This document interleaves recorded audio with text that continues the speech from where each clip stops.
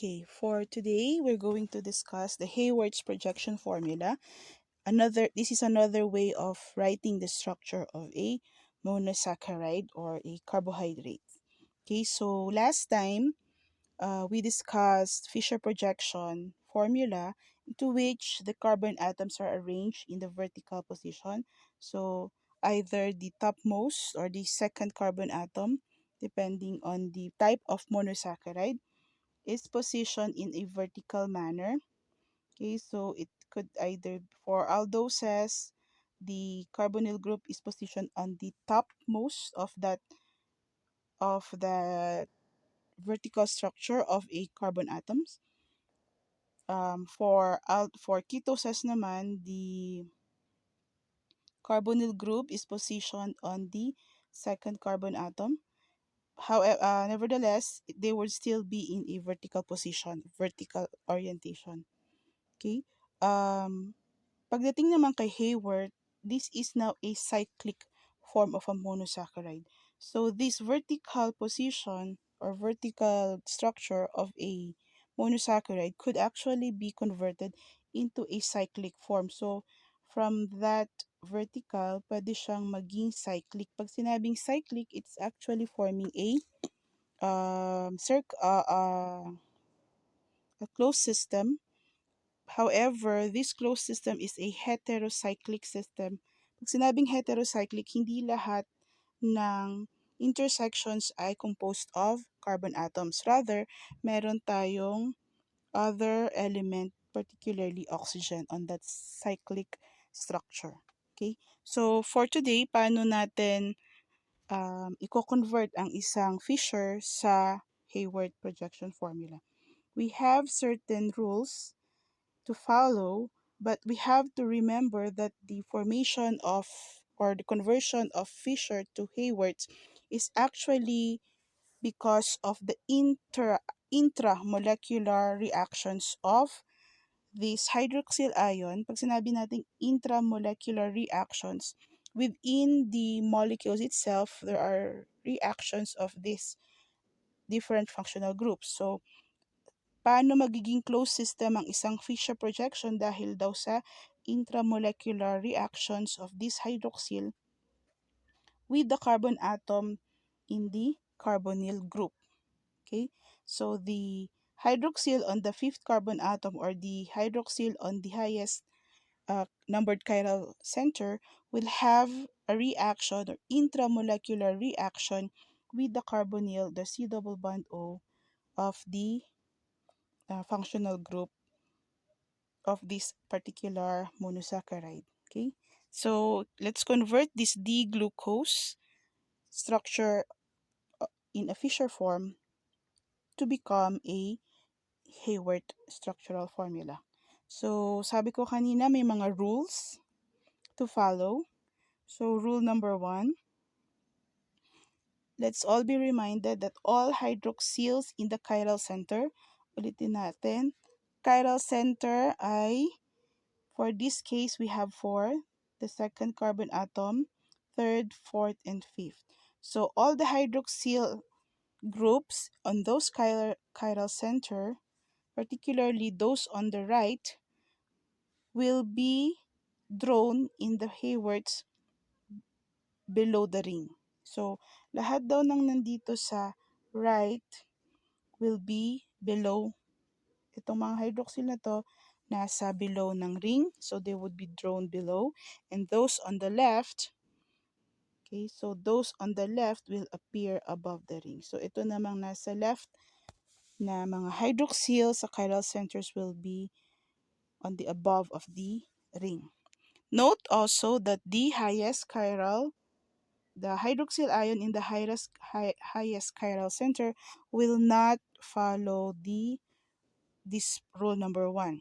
So, ililive natin itong hydroxyl ion dito sa highest chiral center. So, only this hydroxyl on the second, third, and fourth carbon atom will follow rule number 1. Okay, so rule number 2,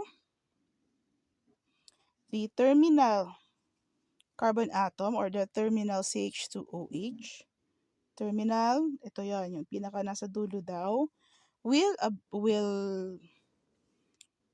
be on the above the ring if the monosaccharide is a D form. Paano ulit natin malalaman na D form siya?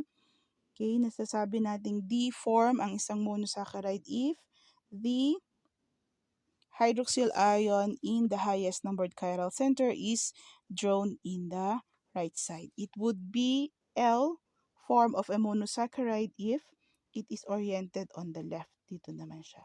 But for this example, this is a D glucose because the orientation of the hydroxyl ion is on the right. Now, ano daw ang mangyayari if that's a D form of a monosaccharide? The terminal carbon atom bearing the CH2OH will appear above, so above the ring. And if that's an L form, this CH2OH will be drawn below the ring. Okay, so ulitin natin. Rule number 1, the hydroxyl on the right will be drawn below, and those hydroxyl on the left will be drawn above the ring. If the monosaccharide is a D form, the terminal CH2OH will be above, and if that's an L form, it will be below. Okay? So for this case, for D glucose, let's apply rule number 1. Since this is on the right, hydroxyl on the right of the chiral centers, so this would be below, and this hydroxyl is oriented on the left, so therefore that would be drawn above the ring. Okay, this hydroxyl on the fifth carbon atom, since it is on the highest chiral center, will not follow the left to right or above below orientation. And the CH2OH, since this is a D glucose, it will be drawn above the ring. Okay? Now, rotation will happen to that second to the last carbon atom, so this is the hydroxyl, so that this hydroxyl ion will have lalapit siya dun sa carbonyl group ng, okay, so sinasabi ng rule number 3, this one, since it's not following the above and below orientation, kailangan niyang ma-drawing such that lalapit siya dito sa carbonyl group ng carbon number 1. Okay, so paano yon? So, let's have this. So, this is carbon number 1. So, ito siya, C double bond OH. It will be attached to carbon number 2, but carbon number 2 will have an OH and it is drawn in the right. So, if that's right, dapat nasa below siya. So, this is carbon number 2 and that is the hydrogen. It is connected to carbon number 3, but carbon number 3 bears a hydroxyl on the left, so that hydroxyl will be on above the structure, above the ring. Carbon number 4 will have hydroxyl on the right, so that one would be drawn below. Okay? So, ito yung above and below. Kasi ang aim natin for this Fisher projection formula, magiging cyclic siya. Okay? So, this is carbon number 1. This is 2, 3, 4, and that's the fifth. Now, sabi sa rule number 3, this fifth carbon atom's hydroxyl ion will not follow the above and below orientation. Rather, ito na siya. Kailangan niyang lumapit, that hydroxyl ion, kailangan niyang lumapit dito sa carbonyl group so that an intramolecular reaction could appear. Then the last, another rule is the orientation of the CH2, the terminal group, will be above kasi nga this is a D form, so therefore nandun siya sa taas. Okay, so ulitin natin. This is on the right. Okay, this hydroxyl is on the right. So therefore, it will appear below. This is on the left. So it will appear above. This is on the right. So therefore, this is below again. The hydroxyl ion will not, this hydroxyl ion will not follow the above and below. Rather, it will be rotated such that it is near to the carbonyl group of carbon number 1. The terminal carbon atom bearing the CH2OH will be drawn above. So, nandito siya sa taas. Ito kasi yung ring system na tinatawag. Above siya kasi nga, this monosaccharide is in D form. Okay. Now, intramolecular reaction will happen by having, okay, so sabi niya, the oxygen in the hydroxyl of carbon number 1 will add across the carbon in the carbonyl group of the functional group. So this oxygen will have an intramolecular reaction by having it attached to the carbon number 1. Kapag nangyari yon, yung hydrogen na hawak niya ngayon madi-displace. So wala na siyang wala na siya dito sa hydroxyl. Okay, so once the oxygen has been attached to that carbonyl group, the carbonyl group will lose the double bond. Okay, so that double bond will be broken to meet the 4-bond requirement. Now, the oxygen here will accept that hydrogen coming from that hydroxyl such that ang mangyayari dyan ay ganito na.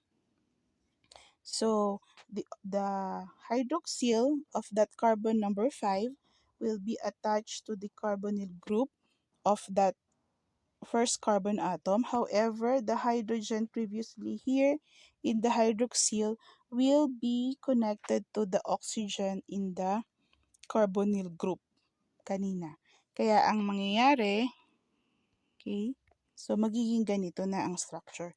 Wala nang OH dito, rather O na lang, and nakakabit na siya dito. Wala na ring double bond para ma-accommodate ni wala nang double bond O dyan para ma-accommodate ni oxygen C hydrogen.